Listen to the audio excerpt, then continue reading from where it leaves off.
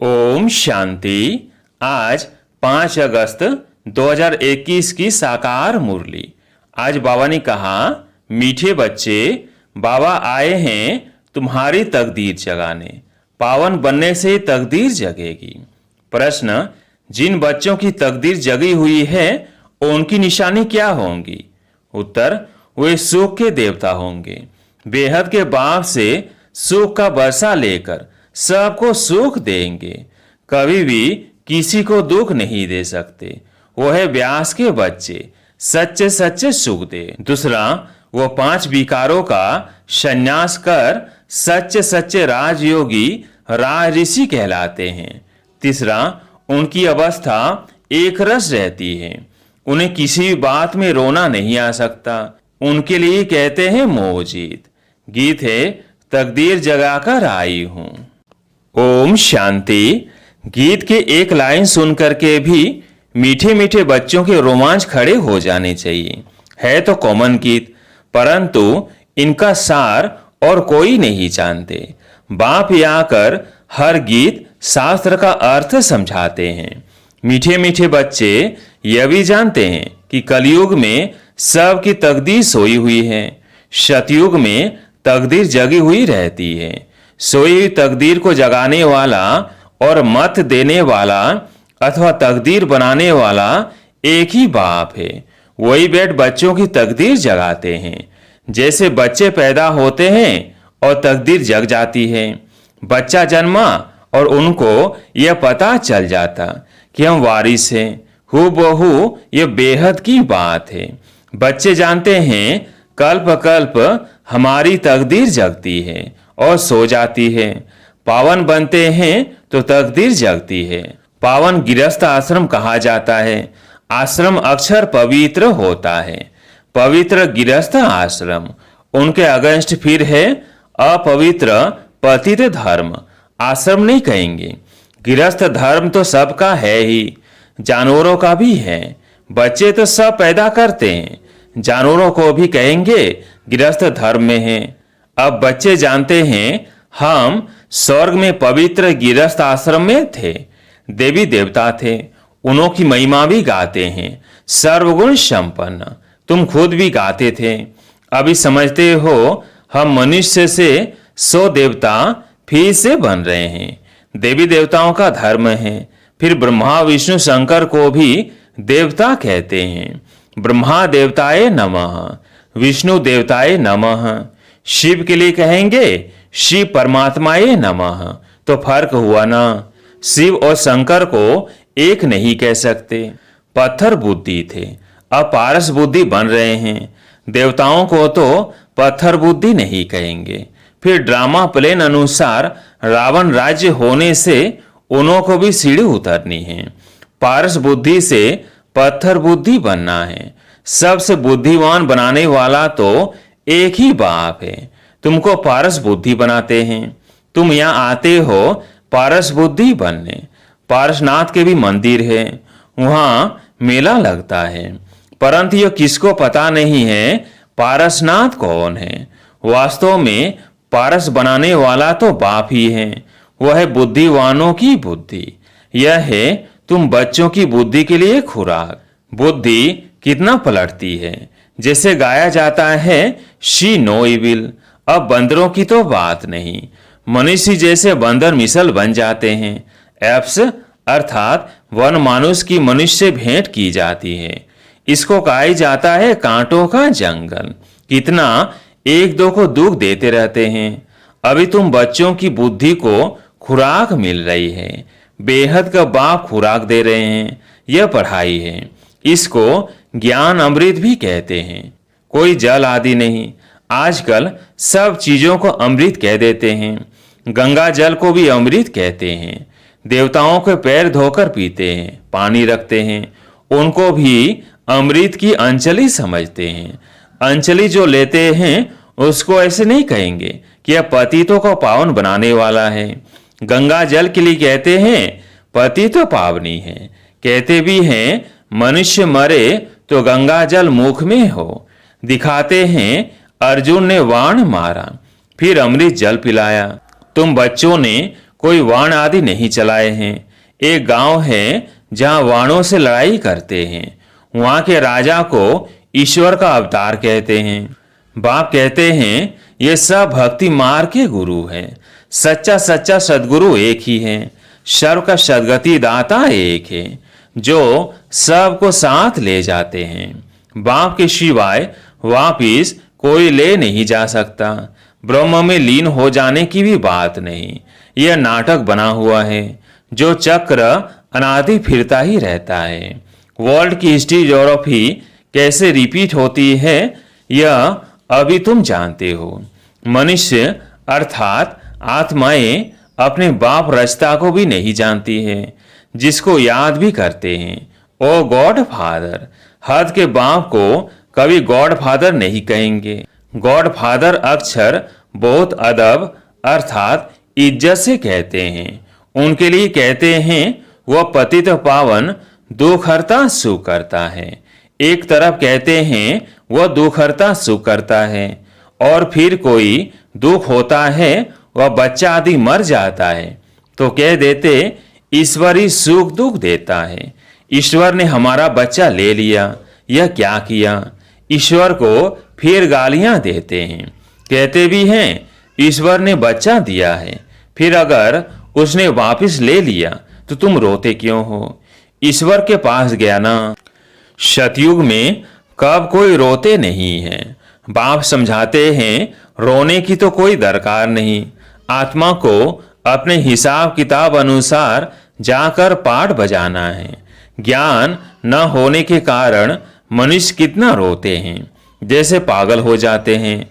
यहाँ तो बाप समझाते हैं अम्मा मरे तो भी हलवा खाना, बाप मरे तो भी हलवा खाना, नष्टो मोहा होना है। हमारा तो एक ही बेहद का बाप है, दूसरा न कोई। ऐसी अवस्था बच्चों की होनी चाहिए। मौजूद राजा की कथा भी सुनी है ना। सतयुग में कभी दुख की बात नहीं होती, न कभी अकाली मृत्यु होती है। बच्चे जानते हैं हम काल पर जीत पाते हैं। बाप को महाकाल भी कहते हैं। कालों का काल तुमको काल पर जीत पानी है, अर्थात काल कब खाता नहीं। काल न आत्मा को न शरीर को खा सकता। आत्मा एक शरीर छोड़ दूसरा लेती है, उसको कहते हैं काल खा गया। बाकी काल कोई चीज नहीं है। मनुष्य महिमा गाते रहते हैं, समझते कुछ नहीं। अशतम केशवम, बाप समझाते हैं यह 5 विकार तुम्हारी बुद्धि को कितना खराब कर देते हैं। इस समय कोई भी बाप को नहीं जानते हैं, इसलिए इनको आर्फन की दुनिया कहा जाता है। कितना आपस में लड़ते झगड़ते रहते हैं। यह सारी दुनिया बाबा का घर है ना। बाप सारी दुनिया के बच्चों को पति से पावन बनाने आते हैं। आधा कल्प बरोबर पावन दुनिया थी ना। गाते भी हैं राम राजा राम प्रजा, वहां फिर अधर्म की बात हो कैसे सकती। कहते भी हैं वहां शेर बकरी इकट्ठे जल पीते हैं, फिर वहां रावण आदि कहां से आए। समझते नहीं। बाहर वाले तो ऐसी बातें सुनकर हंसते हैं। बाप आकर ज्ञान देते हैं यह पति दुनिया है ना। अब प्रेरणा से पतितों को पावन बनाएंगे क्या। बुलाते हैं पतित पावन आओ, तो जरूर भारत में ही आया था। अब भी कहते हैं मैं ज्ञान का सागर आया हूं, तुम्हें आप समान मास्टर ज्ञान सागर बनाने। बाप कोई सच्चा सच्चा व्यास कहेंगे तो यह व्यास देव और तुम उनके बच्चे सुखदेव।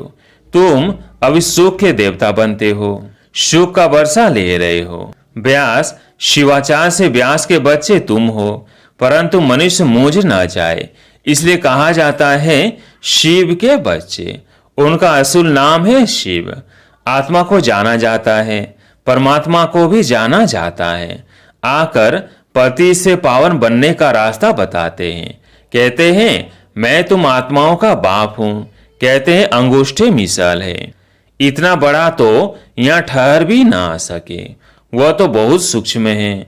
डॉक्टर लोग भी माथा मारते हैं आत्मा को देखने के लिए, परंतु देख नहीं सकते। आत्मा को रियलाइज किया जाता है। बाप पूछते हैं अब तुमने आत्मा को रियलाइज किया, इतनी छोटी सी आत्मा में अविनाशी पार्ट नोंधा हुआ है, जैसे एक रिकॉर्ड है। पहले तुम देह अभिमानी थे, अभी देही अभिमानी बने हो। तुम जानते हो हमारी आत्मा 84 जन्म कैसे लेती रहती है, उनका एंड नहीं होता।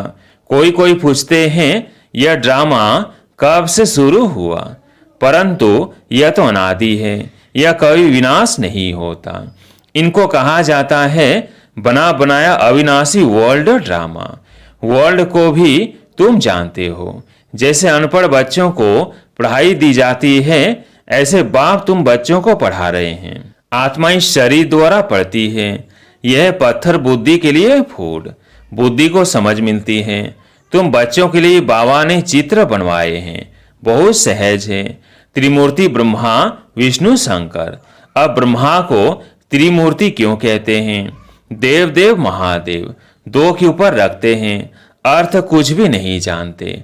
अब ब्रह्मा कैसे हो सकता, जबकि ब्रह्मा को प्रजापिता कहा जाता है, तो सूक्ष्म वतन में वो देवता कैसे हो सकता?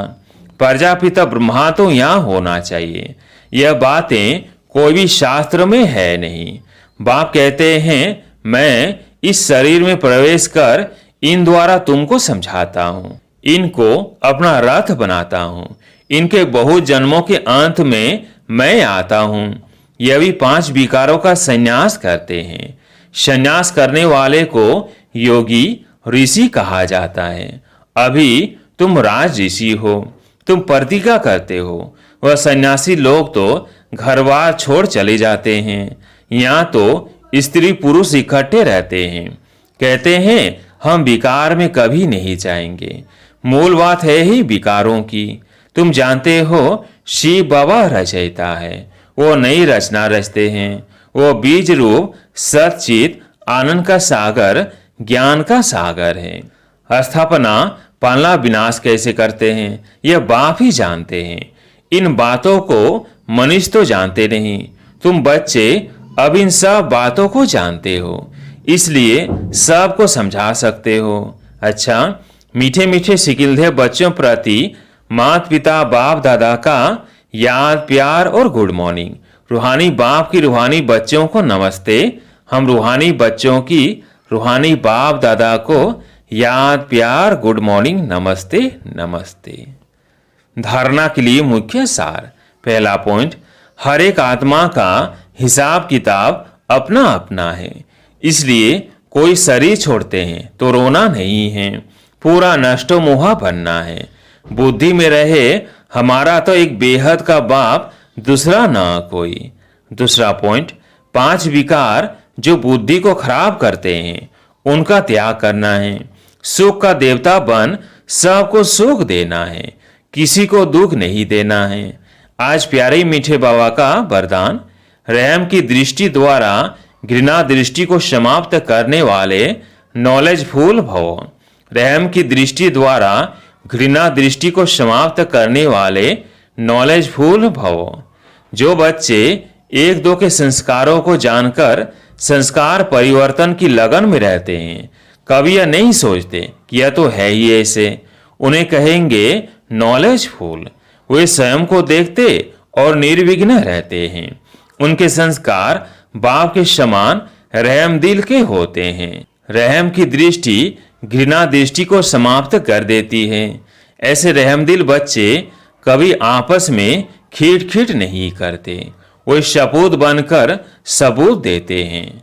स्लोगन, सदा परमात्म चिंतन करने वाले ही बेफिक्र बादशाह है, उन्हें किसी भी प्रकार की चिंता नहीं हो सकती। सदा परमात्म चिंतन करने वाले ही बेफिक्र बादशाह है, उन्हें किसी भी प्रकार की चिंता नहीं हो सकती। अब सुनते हैं मातेश्वरी जी के अनमोल महावाक्य। हेडलाइन, अखंड ज्योति तत्व, साइलेंस लॉज और साकारी दुनिया प्ले ग्राउंड। आत्माओं का निवास स्थान है अखंड ज्योति महतत्व, जहां इस शरीर के पाठ से मुक्त है, अर्थात दुख सुख से न्यारी अवस्था में है, जिसको साइलेंस लॉज भी कहते हैं।